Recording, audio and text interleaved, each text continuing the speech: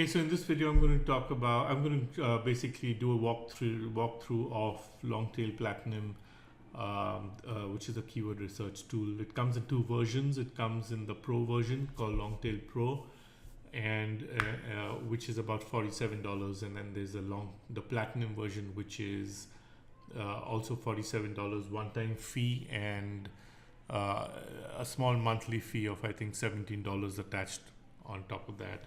The difference between the two is that the Platinum version basically allows you to brainstorm from seed keywords, and it does that for you. So if you don't have another tool that can assist you in brainstorming and deriving more keywords from a set of seed keywords, then I'd recommend Longtail Platinum. Otherwise, you're good with the Pro version if you don't need any further expansion of keywords happening and you have another tool such as Keyword Researcher Pro. The Pro version should be just fine. Okay, so we're going to go ahead and create a new project and called Pole Dancing right here. You can choose what country based on if you're doing localized searching, and of course it has a global search volume option, which I'll come to later. And then your language, and then your adult keywords, and search network you just leave it Google, and we go here, create keyword. Yeah, so now you can either just put in seed keywords, put a couple of them or 4 or 5, and then let it do what it does and expand and give you a whole set of other keyword derived keywords from those keywords and give you the metrics for those as well. The other option is if you just want specific, if you want the analytics, the data for just the set of keywords that you already have, such as what we did over here, then you can just go ahead and use that option. So in this case, I'm just going to go ahead and do the seed keyword feature. Okay, so the option, so pole dancing, and I click on add, and then we click this one. We're not interested in this, which is, you could do that also if you knew what keywords you wanted the data for.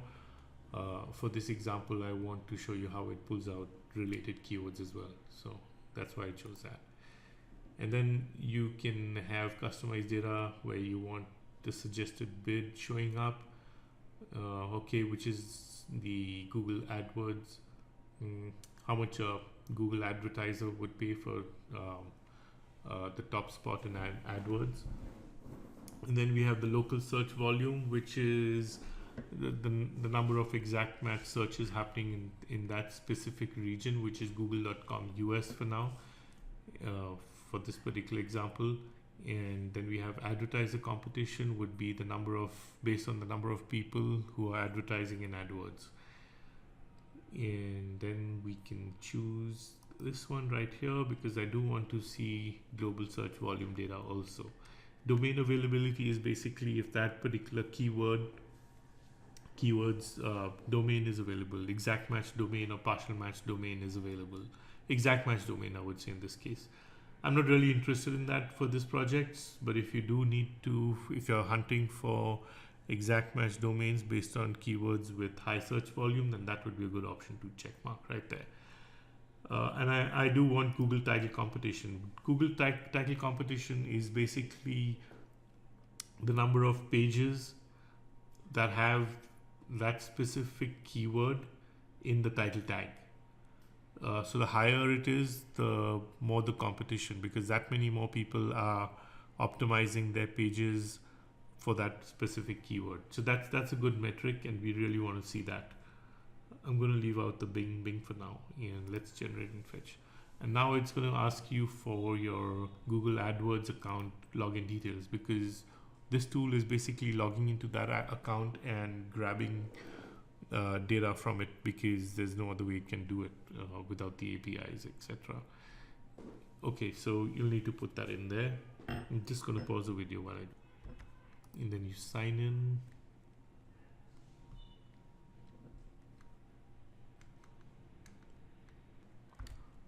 And it accesses your account.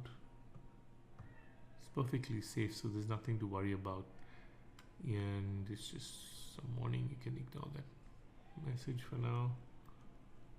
It's going to access, okay, and now it's accessed my account, so it's going to start fetching data right here, as you can see. So it's on step 1, which is generating the keyword ideas, and that it's getting the data from AdWords, of course. What this tool does basically is it accesses AdWords for all the keyword data and the analytics, and it simply formats the results in a neat manner, so you don't really have to go in there and keep coming back and okay, so we have here step 1 of 3. It's still on step 1 of 3. Just gonna wait around and come back in a bit, and now it's moving on to step 2. It's got all the keywords, so now it's starting to look at global search volume data for now, this column right here. So it's still on step 2, and it's fetching this data right here, which is the global search volume data for that keyword, and not the local one, which is just US, as we chose in our project. And I'm going to come back, and now it's got all the global searches, and it's now fetching the title competition, which is this one. And as I said, title competition is a good metric to have, because that's going to tell you how competitive each of the keywords are based on the number of pages that have the keyword in the title. So it's fetching this, and you may notice at times it gives you a pop-up and asks you to solve a Google CAPTCHA. That's because Google has detected that there's a software running in the background trying to access the data, and they just want to make sure that there's a human sitting in front. So don't leave, the computer while that's happening, because it's just going to freeze until you solve that CAPTCHA. Okay, so here's the CAPTCHA that came up, and I'm just going to solve it, and once I solve it, it'll move ahead. Otherwise, it's just going to sit there. Okay, so for this video, I'm going to hit cancel. I've got some data, and let's just hit cancel and move on. The average keyword competitiveness is not calculated by default. This is a metric that is proprietary to Longtail Platinum. It's their sort of internal algorithm, and they tell you how competitive that keyword is based on the top ranking results, the top 10 ranking sites for each of those keywords based on the metrics of those. And we'll just get to those top 10 in a bit. So if you want the average keyword competitiveness for each keyword, you'll have to do that on you'll have to click on each of those individually to calculate that. So what I would recommend is go into the keywords, see which keywords interest you, and then come back and click the calculate button for each of those. Otherwise, it's just going to waste a lot of your time. So let's suppose we want it for dance pole, and we want pole dancing classes. Okay. Okay, so it didn't return any results, so that we'll come back and probably hit recalculate and see if there's any metric in that. Okay, so I'm just going to come back and do that. For some reason, it's not grabbing that metric. Okay, so now what I really liked about the tool is, now if you want to see how competitive that keyword is based on the top 10 results, which is a very, very good way to analyze a keyword, we just click the play button right here, and it expands and it shows you the top 10. It shows you some neat metrics for the top 10 ranking sites in Google for that particular keyword.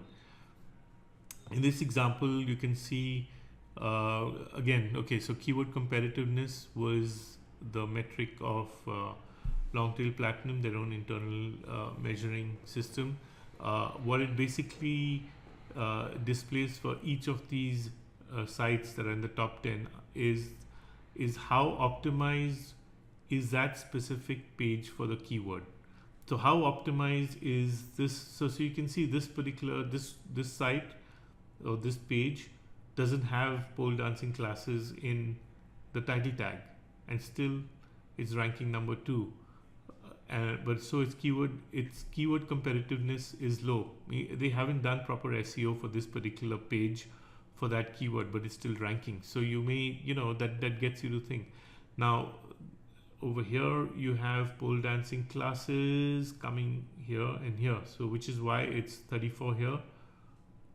They've probably, if we go to this page, this particular URL, they've probably got the keywords in the body as well. They've got it in the title. They've probably got it in some image tags, etc. So the more they optimize the page for that particular keyword, the higher this value will be basically.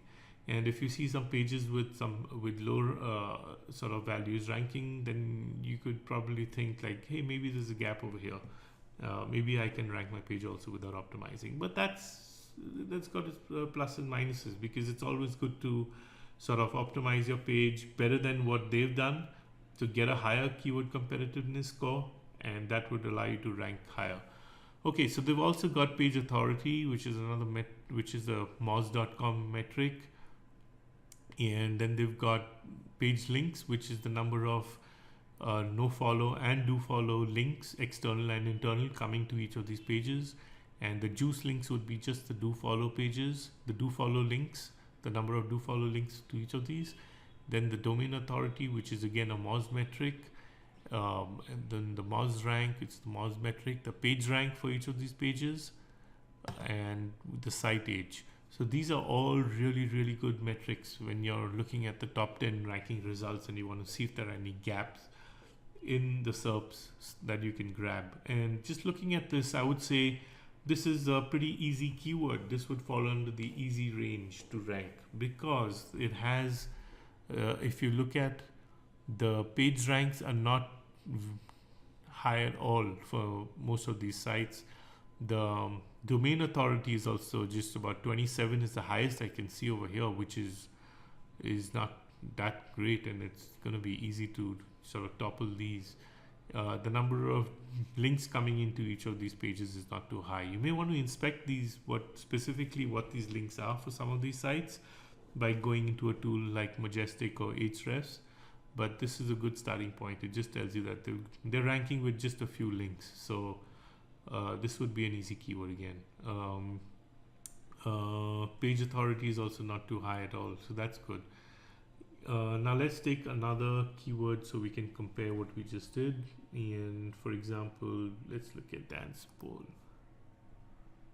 Although the intent for this particular keyword and this keyword is different, these are like classes for someone looking for pole dance classes, whereas this keyword is somebody looking to buy a dance pole.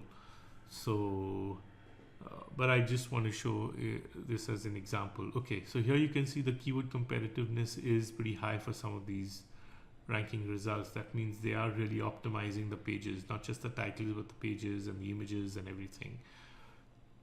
And the page authority is also pretty high, and so is the domain authority. We have some parasite pages here like YouTube and Wikipedia and Amazon ranking. So that that would tell you immediately that maybe you could try ranking a parasite page. Now, by a parasite page, I don't mean a subdomain on a site like Weebly or Tumblr, such as yourkeyword.weebly.com or yoursite.weebly.tumblr.com. That's a subdomain. It doesn't have the authority is not as good as trying to get onto a subfolder like on YouTube or say on Twitter, where you have youtube.com/video URL or twitter.com/ tweet URL. So those potentially have a lot more power and authority to rank, and that's the authority stacking. The authority and domain authority stacking system that somebody else teaches, and I'd urge you to look into that. Make sure you don't do a subdomain, but try and rank a subfolder. That just brings in a lot more authority of the domain itself. So as you can see in this particular example, the page authority is pretty high, and it's going to be a lot harder to rank than this one, then pole dancing classes, because but you could try and rank, yeah, so you wouldn't, so if I was trying to rank a site, I wouldn't try and rank my main domain, a page on my main domain for dance pole. I would try and use the authority parasite pages and just rank those, because those would respond, and that's because Google is already ranking those for this particular keyword, so it would be sort of, it's a positive signal. I wouldn't try and rank a YouTube video because it's already got a YouTube video here. I would probably, it doesn't have Facebook, so I'd create a fan page on Facebook and try and rank that. That's what I would do for this particular keyword if I was trying to rank it. Whereas over here, I would try and rank my websites, a page on my website. Okay, and then in, Longtail Platinum also has, so you can actually filter out stuff also this way, or if you wanted to just see everything with more than 1,000, minimum of 1,000 global searches, then you can quickly sort of sort it by just entering, this is 10,000, so anything more than 10,000 global searches, we're just displaying keywords with more than 10,000 global searches. Yeah, I could make that 1,000, and then it would show all the keywords with more than 1,000 global searches. And then of course I can put a max value also, so I don't want to go with anything more than 3,000. So it's got some neat filter options on top. So I'd highly recommend at least a Longtail Pro version for every SEO person out there, and it's a really, really good tool. I've had this for many years, and he's improved it over the years, and it's a very powerful tool. The Platinum version would be based on your budget. If you can afford it, I'd go for it. If you can't, then just the Pro version would be something to have. Okay, so with that said, I hope you liked the video, and I'll see you in the next one. Thanks.